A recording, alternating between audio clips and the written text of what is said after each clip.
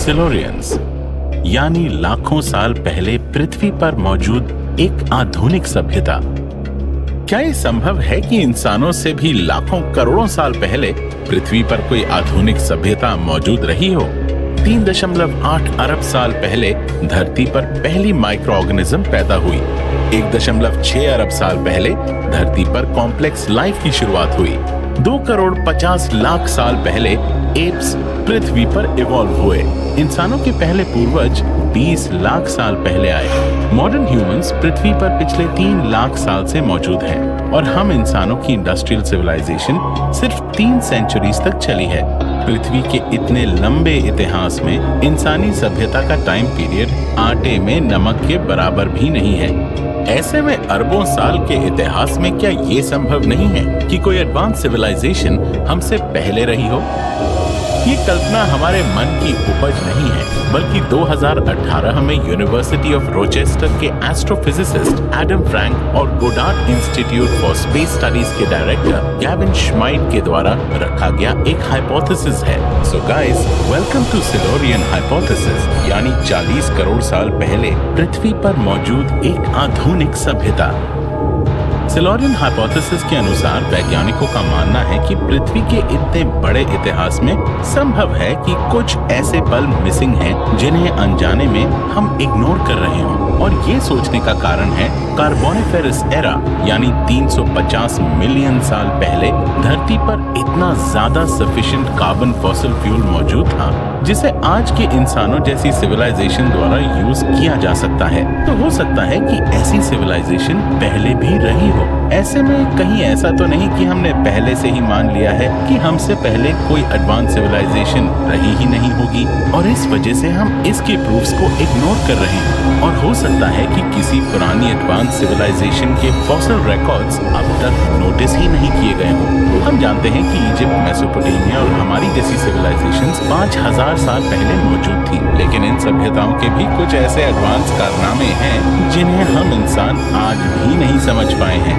2000 साल पहले प्राचीन ग्रीक सभ्यता में मिली एंटीकाइथेरा मैकेनिज्म को वैज्ञानिक एक ओल्डेस्ट एनालॉग कंप्यूटर की तरह मानते हैं, जिसका यूज एस्ट्रोनॉमिकल पोजीशन और एक्लिप्स को पता करने के लिए होता था। 23 लाख पत्थरों से बनाए गए विशाल पिरामिड्स, जिनमें एक एक पत्थर का वजन कम से कम 2.5 टन के बराबर है, और इन्हें कैसे उठाकर रखा गया होगा वैज्ञानिक आज भी सोच में पड़े हैं। और तो और कुछ ऐसे एडवांस इजिप्शियन आर्टिफैक्ट्स जिन पर उतारी गई आकृतियां हमें सोचने पर मजबूर करती हैं कि आखिर ये कितने एडवांस रहे होंगे। और ये सब सोचकर हमारा दिल धड़कने लगता है और हम खोज करना चाहते हैं उन एडवांस लोगों की जो हमसे पहले पृथ्वी पर बहुत सारे कांड कर चुके हैं। इसीलिए यहाँ आकर साइंटिस्ट्स ने सोचना शुरू किया कि क्यों ना हम इस पॉसिबिलिटी को भी लेकर चलें, यानी कि हो सकता है कि हमसे पहले मौजूद कोई आधुनिक सभ्यता धरती के अंदर दफन हो और हमें उसकी कोई खैर खबर ही ना हो। मान लीजिए कि अगर हमारी ह्यूमन सिविलाइजेशन किसी नेचुरल डिजास्टर की वजह से खत्म हो जाए तो सारी टेक्नोलॉजी के साथ साथ हम सब इंसान खत्म हो जाएंगे। तो क्या आज से हजारों साल बाद हमारी फॉसिल एविडेंस मिल पाएगी? क्या हमारे बनाए गए इन्वेंशन के एविडेंस धरती के गर्भ में कहीं ना कहीं मिल पाएंगे? पर सवाल ये है कि अगर कोई एडवांस सिविलाइजेशन रही होगी तो हमें आज तक उनकी खोपड़ी, कंकाल कुछ तो मिलना चाहिए था। तो कहाँ पर है वो सब सबूत? आज हम जानते हैं कि 25 करोड़ साल पहले धरती पर डायनासोर पैदा हुए थे और 6.5 करोड़ साल पहले एक एस्ट्रॉयड ने सब कुछ तबाह कर दिया था। लेकिन आज हमें डायनासोर्स के सबूत मिल रहे हैं फॉसिल एविडेंस के रूप में। पर सवाल ये है कि डायनासोर ने पृथ्वी पर 150 मिलियन साल से भी ज्यादा समय तक राज किया और इतने समय में डायनासोर की करोड़ों जेनरेशंस पैदा हुई और खत्म हो गई। ऐसे में कुल मिलाकर अरबों की संख्या में बड़े बड़े डायनासोर्स धरती पर थे। लेकिन आज के समय में क्या हमें इन डायनासोर्स के फॉसिल करोड़ों की संख्या में मिले, या लाखों की संख्या में, या इवन कई हजारों की संख्या में? आपको जानकर हैरानी होगी कि खरबों की संख्या में मौजूद डायनासोर्स के सिर्फ 11,000 फॉसिल्स ही पूरी दुनिया में अब तक हमें मिले हैं। जब इतने बड़े डायनासोर के फॉसिल ही इतने कम मिल रहे हैं, तो एडवांस इंसानों के फॉसिल मिलना कितना मुश्किल होगा। और इसका कारण है धरती की टेक्टोनिक प्लेट्स की लगातार मूवमेंट। जहां आप आज रहते हो, करोड़ों साल बाद आपकी जगह पर आपकी हड्डियां धरती के 1,000, 2,000 फीट या समुद्र की गहराई में 100-200 फीट में जाकर मिलेंगी। जहां आज हरियाली है, कभी वहां सूखा था। जहां कभी सूखा था, वहां आज हरियाली है।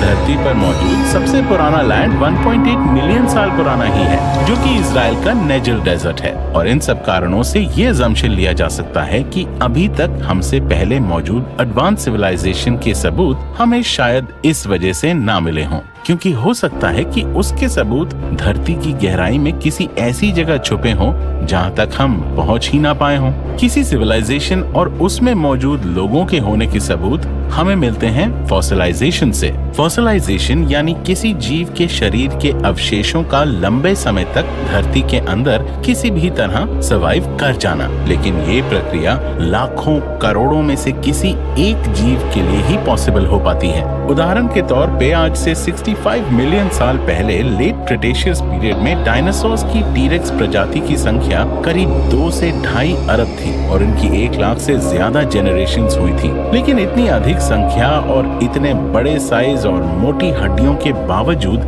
हमें आज टीरेक्स की मात्र 32 फॉसिल्स ही मिल पाए हैं, जिसका मतलब है कि 80 मिलियन टीरेक्स में से किसी एक टीरेक्स का फॉसिलाइजेशन हुआ। और अगर आज हमारी पूरी धरती पर मौजूद इंसानों की सिविलाइजेशन खत्म हो जाए, तो इन 8 अरब में से कितने इंसानों की हड्डियों का फॉसिलाइजेशन होगा, वो भी कई करोड़ साल बाद? क्या करोड़ों साल बाद पैदा हुई कोई इंटेलिजेंट सिविलाइजेशन हमारी फॉसिल एविडेंस किसी तरह ढूंढ पाएगी? हमें पृथ्वी पर आए हुए 30 लाख साल ही हुए हैं। इतने सालों में क्या पृथ्वी पर हमारे सबूत किसी तरह सर्वाइव कर पाएंगे? इसी तरह अगर कोई सिविलाइजेशन पास्ट में एग्जिस्ट रही भी हो, तो उसके सबूत भी आज इतनी बड़ी पृथ्वी पर हमारे लिए अननोटिसेबल है। इसीलिए यहाँ हमें जरूरत पड़ेगी इनडायरेक्ट एविडेंस की। पर सवाल है कि वो इनडायरेक्ट सबूत क्या है? पहला सबूत, अगर हम एंशिएंट आइस कोर्स में कार्बन के आइसोटोप C12 की उपस्थिति पता कर लें, तो ये एडवांस सिविलाइजेशन की ओर इंडिकेट कर सकती है। जब हम फॉसिल फ्यूल्स को बर्न करते हैं, तो उससे निकलने वाली CO2 में C12 की उपस्थिति होती है। कई कॉम्प्लेक्स प्रोसेसेस के चलते ये CO2 आइस कोर्स में गैस के साथ ट्रैप हो जाती है। अगर हमें एंशिएंट आइस कोर्स में C13 की बजाय C12 का कंपाउंड अधिक मिलता है, तो ये एक एडवांस सिविलाइजेशन का कारनामा ही हो सकता है। दूसरा सबूत, आज हम एक एडवांस सिविलाइजेशन है जो कि न्यूक्लियर एनर्जी को हार्नेस कर रही है। न्यूक्लियर एनर्जी से पैदा होने वाले न्यूक्लियर वेस्ट की आयु काफी अधिक होती है। उदाहरण के तौर पर प्लूटोनियम 244 की हाफ लाइफ 80 मिलियन ईयर्स है और क्यूरियम 247 की हाफ लाइफ 15 मिलियन ईयर्स है। ये ऐसे आइसोटोप्स हैं जो नेचुरली सिर्फ सुपरनोवा विस्फोट में ही पैदा होते हैं और अर्थ पर अननेचुरली इंसान द्वारा ही पैदा किए जा सकते हैं। अगर प्राचीन समय में किसी एडवांस सिविलाइजेशन ने न्यूक्लियर एनर्जी को हार्नेस किया होगा, तो हमें ये आइसोटोप्स मिलने चाहिए जिनसे हमें उनकी एग्जिस्टेंस के बारे में पता चल जाएगा।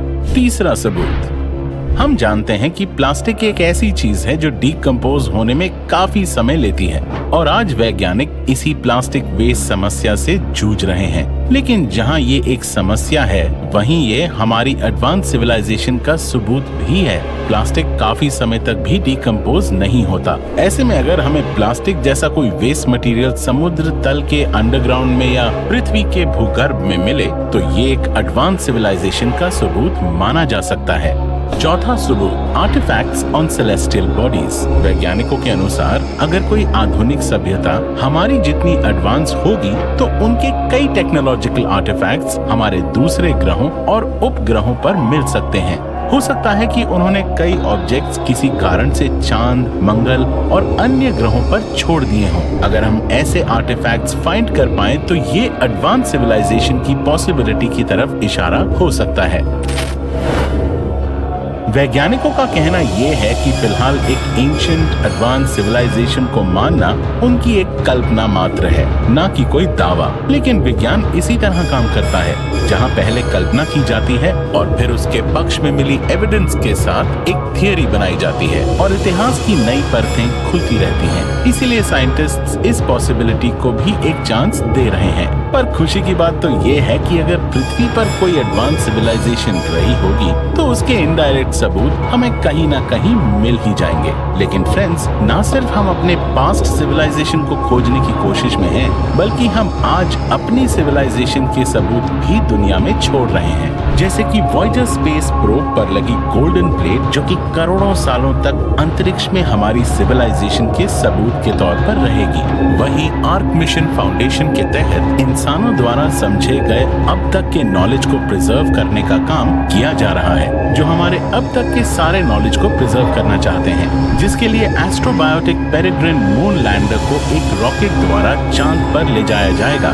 इसमें विकिपीडिया पर मौजूद सारी जानकारी और सभी भाषाओं की जानकारी एक माइक्रोफिंच में स्टोर होगी, जिसे 1000 मैग्निफिकेशन वाले माइक्रोस्कोप से पढ़ा जा सकता है। ये लैंडर चांद पर अरबों साल तक सुरक्षित रहेगा। अगर ये किसी तरह उल्कापिंड की वजह से नष्ट हो जाए तो ऐसी और भी कई लैंडर्स सौर मंडल के अलग अलग ग्रहों पर भेजे जाएंगे। इस तरह अगर हमारी सभ्यता नष्ट भी हो जाए तो हमारा ज्ञान भविष्य की एडवांस सभ्यताओं के लिए सुरक्षित रहेगा। हमारी धरती लगातार कई खतरों का सामना कर रही है और अब तक हमारी धरती पर 5 बार लाइफ खत्म हो चुकी है। हम सब जानते हैं कि किस तरह एक नाकारा एस्ट्रॉइड ने सारे डायनासोर्स को खत्म करके धरती पर लाइफ को एंड कर दिया था। और ऐसे में ये हाइपोथेसिस आपके लिए एक सवाल छोड़ जाता है, क्या हमें अब तक मिले अपने ज्ञान को किसी फॉर्म में सुरक्षित रखना चाहिए? और इससे बड़ा सवाल, अगर पास्ट में पृथ्वी पर कोई एडवांस सभ्यता रही होगी तो क्या उसने अपनी नॉलेज को कहीं सुरक्षित रखा होगा? आप सब मुझे कमेंट्स में जरूर बताइएगा। हम मिलते हैं आपसे अपने अगले वीडियो में, तब तक आप खोजबीन करते रहिएगा।